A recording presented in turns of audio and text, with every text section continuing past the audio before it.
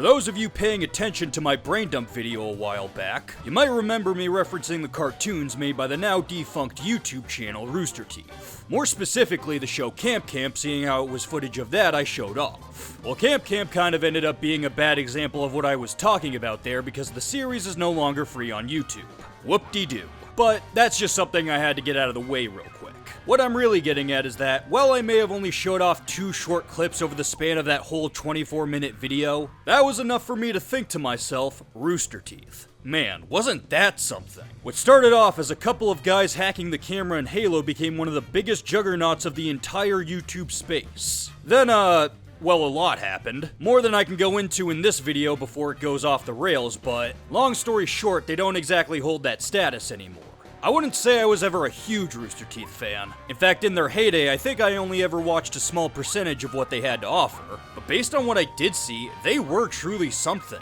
Red vs. Blue was surprisingly entertaining for what was a bunch of guys nodding Spartan heads. Immersion fulfilled my inner fantasies of video games coming to life. Michael Jones losing his shit in Rage Quit was the funniest thing to teenage me. Where's the fucking heart? It's gone! Ruby kinda fell off, I'm not gonna lie. And of course, there's Camp Camp. A show that if it weren't for my brain dump video suggesting otherwise, I would gladly call my favorite animated series to ever be on YouTube. No, I haven't seen the 5th season yet. And while I would absolutely love to make a video on Camp Camp somewhere down the line, that's not what I'm here to talk about today. No, what I'm here to talk about in this video is something a bit more niche from the Rooster Teeth catalog. Something that, as far as I could tell, was a big deal when it came out, but has since then faded into obscurity. And quite frankly, said obscurity really pisses me off. I am of course talking about their very first feature-length movie, Lazer Team. Released in 2015 and starring a cast of Rooster Teeth alumni as well as a few Hollywood D-listers, Lazer Team follows 4 nobodies who find themselves having to save the world after being fused to a set of ultra-powerful alien armor. From the looks of it, Lazer Team might just seem like a dumb generic sci-fi movie. And while I definitely wouldn't call it high art, I'm honestly surprised how well it holds up revisiting it. It's definitely got some problems. In fact, looking over this script again, I kind of ended up poking fun at it more than acknowledging its actual strengths, but said strengths really make this film worthwhile and honestly better than what you might expect to come from what are essentially a bunch of YouTubers. You know, assuming another film from the same year already set your standards in that area. Best of all, this film is free on YouTube now. So if this video is able to sway you, then quite frankly, I don't see any reason not to check this movie out. It being free also gives me some hope I won't be getting any concerning messages from YouTube over this, but I suppose only time will tell.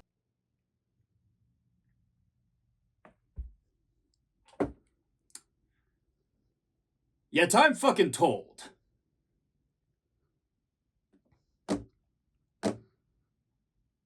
I meant to get this video out a month ago. As we open up, we're told of a message sent to Earth warning them of an oncoming threat. An alien race known as the Warg are on an intergalactic conquest to destroy any species they deem weak. Their sights are currently on Earth, and they intend to send down one of their warriors to battle a champion to decide the fate of the planet. Luckily for Earth, another race known as the Antarians, the ones who sent the message, have also sent their way a suit of power. Advanced alien armor that will help their champion win the battle. So, they actually reference a real signal that came from space here? I mean, you've probably seen this image flying around the internet before. A neat detail, I guess, although I can't help but find it funny they were able to decipher all that from 6EQUJ5, 6, 7, and all this shit.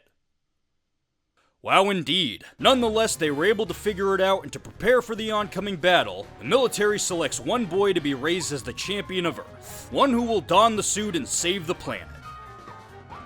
Now forget about him because we're about to cut to present day and be introduced to our actual main leads. This is Hagen, played by Bernie Burns. A former high school football star, now a small town cop and local punching bag. He's on parking duty for a game at his old school. It's there we're introduced to Zach, played by Michael Jones, the poster boy for the local football team and the embodiment of good sportsmanship. Well, he's been known to gamble on big plays as indicated by his signature roll the dice gesture. In the bleachers watching on is Herman, played by Colton Dunn, another former star whose leg injury left him as a drunken bum who hangs out with his brick-headed hillbilly friend. Said friend, by the way, is Woody, played by Gavin Freed, because I guess his antics with Daniel weren't slow enough for him. And if you thought that joke was in bad taste, I'm just working with what the movie's giving me. They made me wear a helmet in elementary school, but I outgrew it. Shortly after the game wraps up, Hagen is called in to settle a disturbance down the road. Apparently, Zach has just crashed the away team's party and wants to rub his victory in their faces. And maybe something else while he's at it. Hagen arrives on the scene to take Zach away, coincidentally running into his daughter Mindy, played by Ally DeBerry. Mindy doesn't really do anything until much later in the film, but I bring her up now because, aside from the obvious fact I can't just drop her existence onto you when that stuff does happen, I came across one particularly telling comment while rewatching this movie. Reminder, this film is free on YouTube now. The cop's supposedly high school-aged daughter looks like a 29-year-old single mother of two who works as a cocktail waitress in an Indian casino that she commutes to in a 97 V6 Camaro. And then somebody replied, oddly specific, "Do you know something we don't?" Now, while I got a kick out of reading that, I can't help but wonder why they didn't bring up the culture shock of this woman acting normal after all those years playing that dumb bimbo on the Disney Channel. I got one back in! Anyway, Hagen arrests Zach and later comes across Herman and Woody illegally lighting fireworks in the middle of nowhere. You can tell right as Hagen gets out of the car that he and Herman have a history, and you'd be right to guess it isn't good. It's kind of an ongoing thing, in fact, that these two are sworn enemies. Herman especially hates Hagen's guts. All of it pertaining to an event where, according to Herman, Hagen ruined his life. Their rivalry doesn't get that much focus, but as you could probably guess, it's setting up an arc where they make up by the end. It works, although it's got nothing on another arc coming up. Also, little tidbit, while a lot of the jokes in this movie might lean on the middle school insult side of things, Your face should be arrested, because your face is a whore. you're bound to come across some legit good lines. This here is private property. Yeah, you only get to say that when it's your private property, Herman. Just as Hagen is about to arrest Herman, the group spots a strange object descending from the sky. Of course, this is the suit of power finally making its way to Earth. In fact, not too far away, the military eagerly awaits their gift from the heavens. Unfortunately for them, the ship falls and the four find the suit of power lying inside. So, I had to do some digging to make sure, but this is an actual prop ship they built for the movie. You know, I gotta say, it's really easy for me to overlook bad CGI when you at the very least go the practical route when you can. Lazer Team isn't very good when it comes to its visual effects. When you consider the time it was made as well, they make it very obvious you're not watching a big budget Hollywood production. Sure, if this movie came out today, you probably couldn't tell the difference, but back then, this CGI was clearly something you'd see come from a small production company on YouTube. At the same time though, I almost don't care because of the amount of practical effects they bothered to incorporate. There's the grounded ship, of course. There's the suit of power and other alien technology. There's a whole bunch of pyrotechnics and wire work. They blew up a fucking car. And just look at the makeup on the warg towards the end of the film. You could poke fun at the CGI here all you want. In an era where it's overused and is progressively getting worse, I'm just happy when filmmakers remember when real things are real. Hell, that kind of dedication even shows for just shooting in everyday locations. I mean, having the foresight to film outdoor scenes in the real outdoors might be second nature, but the willingness to push through it while wearing tight spandex in the middle of the Texas winter? That kind of dedication takes some serious balls. Which probably shrunk in the freezing cold. Something else I like here is that the actual suit of power looks different from the one in this training sim at the beginning of the film. Same thing goes for the warg too. It's a nice detail that shows just how much they could actually decipher from the message. Although they kind of nailed the look of the Intarian somehow. Anyway, one by one, each member of the group starts taking a different piece of the suit for themselves. Hagen being the only one trying to stop them. Unfortunately, in trying to put the last one back, it accidentally slips onto his arm, causing each piece of the suit to agonizingly fuse to their bodies. With the suit activated, a hologram emerges from the ship telling them that a great battle awaits them, and that the fate of their world lies in their hands. They of course don't want any part of it, but unfortunately for them, the pieces don't seem to come off. They also discover, however, that each piece grants them a unique superpowered ability. For Zach, an arm cannon that can shoot lasers, Hagen, a gauntlet that can raise and energize shield, and Herman, a pair of boots that give him super speed, with the added bonus of them healing his bum leg. It takes a while for Woody's helmet to kick in, so for now, all it can do is display warning messages in front of his face, such as that of the military coming in to apprehend them. The four are taken to the nearby base where they learn of the warg heading towards Earth. It's also there where they meet the champion of Earth, Adam, played by Alan Ritchson. I'm the champion of Earth. You look like the champion of swim team. The Colonel, played by Steve Shearer, explains that because the suit can't be taken off, it now falls upon Adam to teach the four men everything he knows before the warg arrives, much to his dismay. It's the next day and the four are ready to begin training under their new name, Lazer Team. Not officially, of course. Zach just called themselves that when he posted military secrets online. You posted a threat to national security on Facebook? Yeah, nobody told me not to do that. I told him not to do that. By the way, I just love the fact they misspelled this movie's title for the sake of a joke. What's a laser team? Oh, dude, that's us. Spelt laser wrong. How would you know, Water Boy? They're put through rigorous testing to hone in on their new abilities, and as you could guess, they all fail miserably. One interesting thing happens though, and that's Woody's helmet making him smarter. And British. Pardon me, old chap. I have a question, if I may. It can wait. Fair play. Yeah, in a kind of weird workaround for having Gavin Free talk in his actual voice, they established that the older, dumber Woody thought all smart people talk like that. It's pretty apparent, in fact, that the main actors here are obviously just playing themselves. That isn't to say they aren't trying. In fact, in a vacuum, their performances are overall pretty solid. But if you were a Rooster Teeth fan when this came out, their general mannerisms and speaking patterns and whatnot are unmistakably that of everything else they were in. You've probably heard other reviewers make similar claims over actors who are always typecast as the same kind of character, usually in a negative sense. With this film's background in mind though, you kind of know just to roll with it. Bernie Burns, Michael Jones, and Gavin Free aren't thespian-trained movie stars whose numbers every big studio has on speed dial. There are a couple of internet personalities that did a lot of stuff together, with this film just being another thing they could partake in. If you're gonna judge them for playing themselves, you should ask if who they are fits whatever character they're playing. Which in this case, yeah, pretty much. Bernie Burns was just barely middle-aged at the time, making for a good jaded everyman. Michael Jones is a sarcastic, wise-ass loudmouth fitting an arrogant high school jock. And as established already, even if it might be playing into some kind of stereotype, which even then is the whole point of the joke, they are making Gavin Free the intellectual one on account of him being British. Again, just watch any of the old Rooster Teeth stuff and you'll easily see why these three were cast the way they were. Of course, I can't forget about Colton Dunn, the only of the main four who isn't a Rooster Teeth alumni. He's pretty much the one guy here who isn't just playing himself. At least, not to the same extent as the other three. Looking at the guy behind the scenes next to his character in the movie will show these are two different people. I have trouble using GarageBand, so this is amazing. No, you gotta take my ass on a space adventure.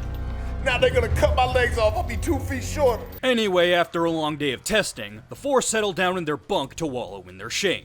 Outside the base, a group of soldiers are guarding the crash site of the alien ship, when they discover something else fall out of the sky. Apparently the Warg have sent down these mind control bugs to take over some local bodies who will in turn kill whoever's wearing the suit. I don't really have a problem with this scene, except it happens weirdly early in the film. To jump ahead a little bit, the Lazer team escapes the base literally the next night, and it's only then do these guys show up again. What's weird about this is that if those fireworks from earlier and just the fact the military got there so quickly are anything to go by, the military base and the crash site aren't that far away from each other. Like a mile tops. Were these guys just standing there for a whole day? This is such a simple fix too. Just move this scene to right before the Lazer team escapes. I will say, I do like how they were introduced earlier in the film as a bunch of jackasses who wrecked Hagen's car. It makes you feel less bad about what happens to them later. All except for Frankson. We're not the droid you're looking for. Shut up, Frankson. They did Frankson dirty. Back at the base, Adam complains to the Colonel that the Lazer team doesn't have what it takes to save the planet. I alluded to it already, but Adam's arc is great. You see, the guy starts off as kind of a narcissist. There's no doubt he has the planet's best interests at heart, but if from birth you were being told you were gonna be the savior of the planet, you'd likely develop some kind of hero complex along the way. It probably doesn't help they made him his own posters and action figures for him to fawn over either. For him to see what was supposed to be his suit of power be worn by four losers is a clear jab at his pride. And as you'll soon see, he's willing to take drastic measures to correct it. As you'll also see though, he witnesses what they're able to accomplish as a team much later in the film. Potentially even more so than him. Simply put, he learns to put his pride on the shelf and do what's best for the planet by helping the Lazer team. It's not exactly complicated, but it works well and is probably the last thing you'd expect from a goofy-ass movie like this. Anyway, Adam tells the Colonel that if the Lazer team can't pass their next test, they'll have no choice but to surgically remove the suit from their bodies. Not realizing that just below, Woody's using his helmet to spy in on their conversation. Of course, he's gonna tell his friends then and there what's gonna happen to them. Oh no, he waits to the literal last few minutes before the test to inform them in a secret telepathic mind chamber. I'm sorry, you're supposed to be smart now, right? I mean, for crying out loud, you didn't even use that extra time to come up with a plan. You just lay it on them that if they fail, they're gonna get amputated. In fact, by putting them in this state, you're distracting them from Adam, who's currently explaining what the test is even about. Just pay attention. I think they'd pay a lot more attention if you didn't trap them in a mental circle jerk. Yeah, that actually happens. Ignoring the soldiers from earlier, which, even then, are easy to overlook considering they're only possessed a scene or two sooner than they should have been, you'd be hard-felled to find many bad plot holes in this movie. The overall structure of it is actually pretty solid. This is like the one scene here that actually makes no sense. So Adam tells them they're gonna be learning to use a function of the suit called the dark matter ray. Unsurprisingly, the whole thing goes off the rails. Thanks, Woody. The team is sent in to have each piece of the suit cut off. They're all restrained but are able to break free via a series of first-degree murder. What's that dust? Nobody? I mean, nothing. Before they escape, however, they run into Adam trying to subdue them. Now, one might assume that he should be able to sweep the floor with them no problem, and at first, that seems to be the case. To his surprise, however, Woody is able to boost Hagen's shield, presumably an effect of the suit being separated, with Adam saying it shouldn't be possible. While Adam is distracted, Zach gets a cheap shot on him, allowing the team to finally escape the base, just narrowly avoiding the soldiers from earlier. Again, just how long were those guys standing there? The Lazer team hides over at Hagen's ex's house where they try and figure out what to do next. Most of the group, especially Herman, is simply content with letting the military handle the war themselves. Hagen, however, says that as the bearers of the suit, they have a moral obligation to fight. Some arguing ensues, but unbeknownst to the rest of the group, Zach is in the other room FaceTiming Mindy. So, they did set up Zach having stolen that tablet to flirt with her earlier in the film, but where was he keeping it when they were about to get amputated? Mindy asks to come over and see what else she and him can do with that tablet. He of course says yes, but little does he know, the soldiers tracked her down and planted one of their bugs on her.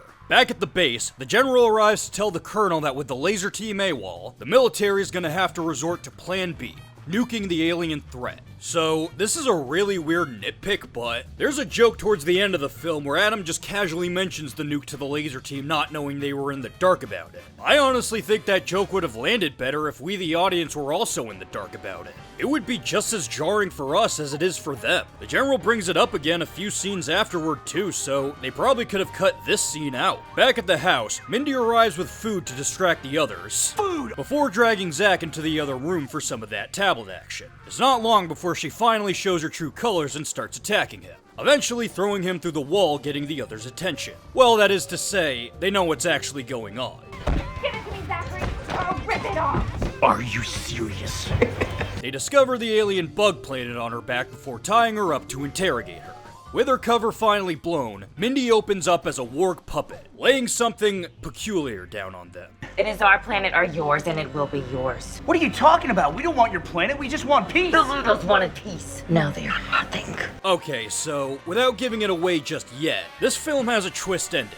And rewatching it, I really don't know if I should have picked up on it when I saw this scene the first time. You might have a good idea of what it is, but for me, this kinda just went over my head. And I really can't tell if the scene itself was that elusive or if I was just dumb. Believe me, it is something I will get back into when it actually happens. Zach rips the bug off her before she can say anything else, triggering a self-destruct sequence. They escape the house unscathed, mostly, but they're not out of the woods yet as the soldiers are still on their tail. A chase ensues in which the team quite literally outruns the soldiers with Herman pushing a damaged truck, with Mindy recording the whole thing for the world to see. This actually reminds me, there's a plot point in this movie that's kind of underutilized, but I'm also weirdly glad it's underutilized. With Zach having posted their discovery online earlier, the team goes viral overnight. This is something that doesn't really come into play until like the last third of the movie. And even then, it's just them being mentioned on the news a few times. Objectively speaking, the film probably could have leaned more into this with them escaping the base. Their celebrity status might have made for a good roadblock with them hiding from the military. In fact, I can't help but think they might have actually played around with that idea at one point. In one of the original trailers for the movie, there's a scene of them in a gas station that, for whatever reason, didn't make it into the final film.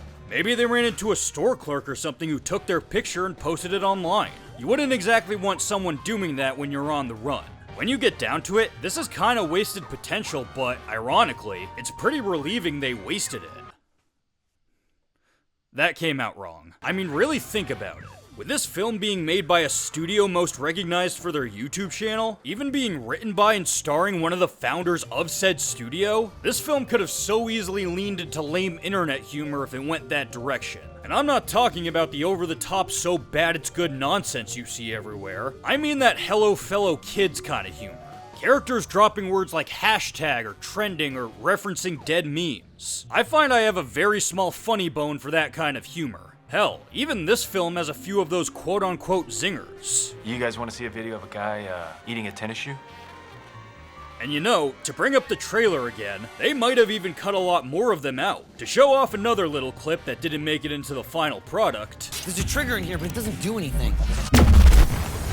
Where's my phone? I gotta make a Vine! Gone too soon. I will admit they did pull off that one Facebook joke thanks to how pissed off the Colonel was, but that's about it. A few other jokes that were like that in this movie really didn't land. And even if they didn't lean into it for purely comedy's sake, I think we can all agree the last thing an alien invasion movie needs is commentary about the internet. Basically what I mean to say is that I'm fine they didn't do more with this plot point because they'd probably be walking on thin ice while flailing a lit torch if they did.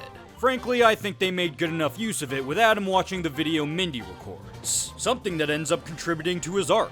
Anyway, the team topples the soldier's car and Herman is able to push them as far as the local high school.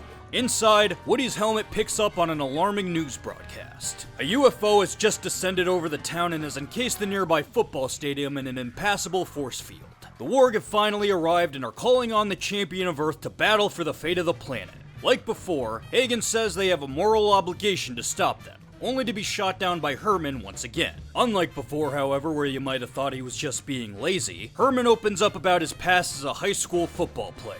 Back when he and Hagen played on the same team, Hagen couldn't block a player heading towards him, resulting in his leg getting mangled and his dreams of playing professionally being thrown out the window. As you could guess, this is why Herman has such a grudge against Hagen. And while I guess I understand why he's mad at Hagen for letting that happen, I mean just look at that thing, holy shit. I think if I was in his shoes, I'd be more mad at the guy who knocked my block off. So basically, Herman sees this past failure as a sign that he and Hagen are unfit for the task at hand. And somehow Zack and Woody have something to do with it. Hagen tells Herman not to think that way, that he knows he screwed up in the past, but that shouldn't stop them from doing what's right. No matter what comes your way, I will block it. The soldiers catch up with the Lazer team once again, and we get a whole fight sequence throughout the school. And you know, since I haven't really brought it up yet, I guess now's a good time to talk about this movie's action. I think most people going into this know they aren't exactly in for some super well choreographed flips and kicks and whatnot. With the exception of Alan Ritchson, who can do some impressive stuff from time to time, this cast isn't really comprised of the kind of people who can pull that off. And for a film whose premise pretty much demands a fair amount of action, they were clearly gonna have to figure out how to work around this. And what simpler way of doing that than by having your film center around a couple of unremarkable lowlifes? The action here may be sloppy, but it's intentionally sloppy as it fits the context of who these four are. Not to mention, if you watch any of the behind the scenes stuff for this movie, there was still plenty of stunt work these guys were willing to go through. There is still fun to be had with this movie's action. It's just that instead of these guys doing some Bruce Lee level martial arts, the enjoyment comes from seeing how hard they can fall and still get back up. Also, to bring up a talking point from earlier, I'm just happy that, aside from a few green screen shots in the climax, all of this was shot for real.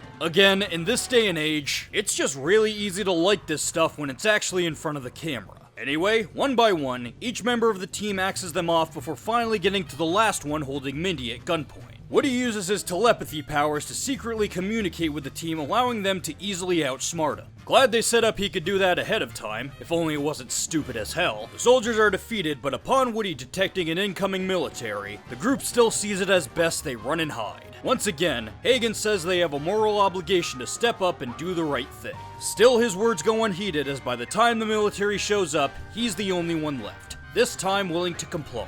I like that they don't actually show the team saying no. It gives you a few seconds to wonder what their decision was when it cuts away. Speaking of which, it's the morning before the battle and the rest of the team are hiding just outside of the stadium. They give the whole "it's the last place people would look" explanation, although, considering how they've been outed on the internet not once but twice at this point, you'd think they'd tint their windows a bit. After seeing everyone there to witness the oncoming battle, however, the team begins to second guess their decision to stand by and do nothing. Zack especially, as he's the first one to go in. I know it's last minute, but I do like seeing them give Zack a bit of an arc.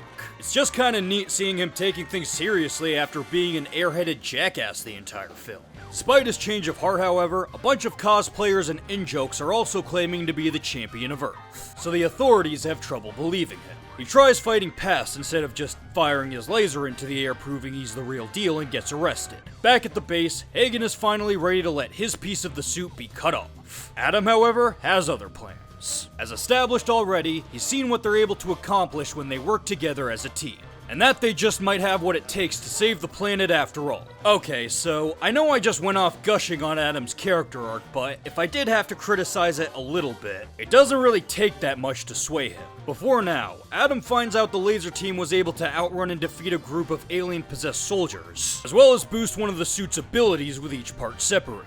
Now compare that to someone who's trained day and night since birth preparing for this one fight with an alien warrior. Maybe not getting to fight any actual aliens along the way, but still spending God knows how many hours in a simulator where he took out entire armies with little to no fuck-ups. I still think Adam might technically be more qualified to do this. Now granted, he is telling Hagen this at a point where it might be too late to cut the suit, while also recognizing there's still a chance the team can pull through, but they're really trying to push the idea that the Lazer team were the true champions all along. You Lazer team guys actually have more experience with this than I do. Even if this surgery did work, I'd say the right man is already wearing that gauntlet. I do still like Adam's arc, but let's be real, the Earth could totally still be saved if he had that suit on. Anyway, the two leave the base and meet up with the rest of the team back at the stadium, all of them now willing to save the world. They steal the cop car Zack is in, and thanks to the suit, are able to drive through the force field closing off the arena. Inside, they're greeted by the Ontarians tuning in to witness their battle, and okay, I know I said the CGI in this film isn't very good, but that one Ontarian from earlier looked way better than these guys. What the hell happened to the effects budget since then? You know what? Doesn't matter. With the team finally on the field of battle, their opponent drops in, and it's here we get our big twist of the movie. Presenting the world champion. Wait a minute.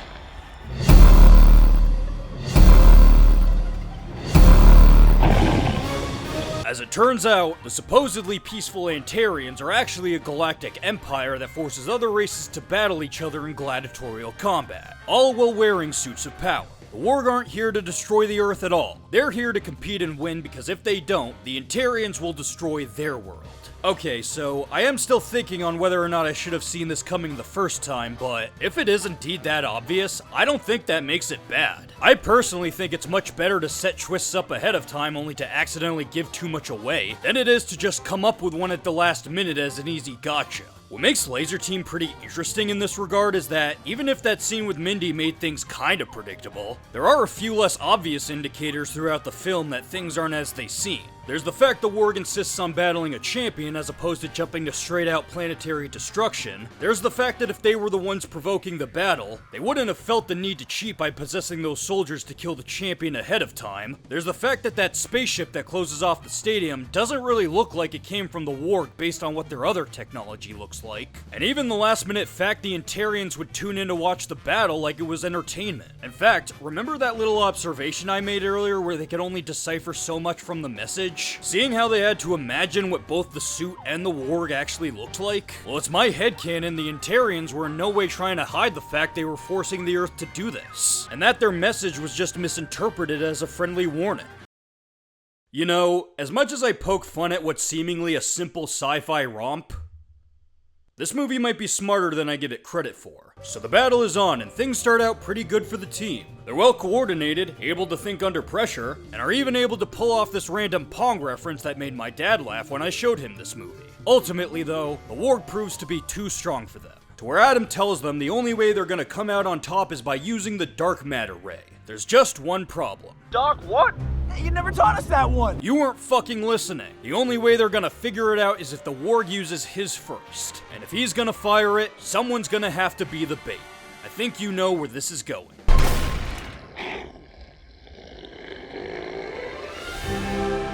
Why do you pick on someone your own size? And what is without a doubt the best moment of the entire movie? Adam joins the fight in full SWAT attire, finally putting his decades of training to use. He's a powerful opponent that can only be stopped by one thing. And in a final act of heroism, he sacrifices himself so the team can prevail. Now let me just say, no matter how you feel about this movie, I dare you to find a sadder character death than this. You're the one who's supposed to save the planet! I think I just did.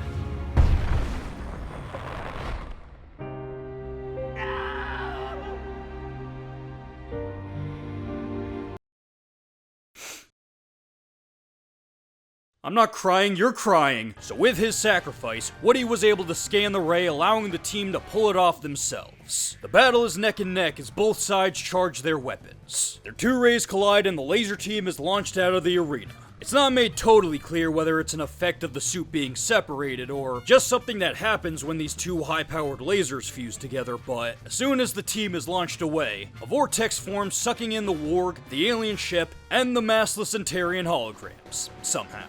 And with that, the Earth is saved. Outside the base, the team is greeted with thunderous applause, Hagen and Herman make up, and the Colonel swoops in to endorse them. Despite their victory, however, the group still has their work cut out for them.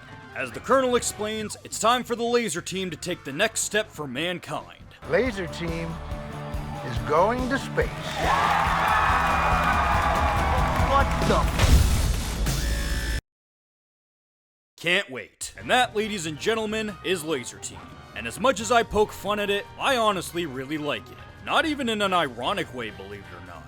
This is a film whose mere existence is enough to make me happy. Just compare it to every other big blockbuster that came out the same year. Movies attached to widely appealing franchises that studios could throw as much money at as possible, usually at the risk of leaving the cynical taste of corporate greed in one's mouth. This film definitely isn't one of those movies. Sure, being part of a well-recognized YouTube channel might have given them a leg up when it came to crowdfunding and whatnot, but either way, it's clear this film wasn't going to be competing in the big leagues. Nor do I think it was trying to. I said already that Bernie Burns was one of this movie's writers. He, along with the director, former Rooster Teeth CEO Matt Hullum, began their company doing this kind of stuff together. And their involvement in Laser Team pretty much tells you they genuinely wanted to make it, and not just let their staff whip something up to see returns. When you get down to it, this is just a bunch of guys who wanted to make a movie and found themselves in a good position to do it. They may not have had the means to make something on the same scale as every major release of the time, but they made the most out of what they had, and even if there's a lot you can pick apart, the genuineness and passion behind it is enough to keep me from turning my head. So overall, I really like this movie, I think it's underrated, and in light of what happened to Rooster Teeth, I'm just glad we got this before they shut down. Do yourself a favor and give it a watch. It's an absolute blast.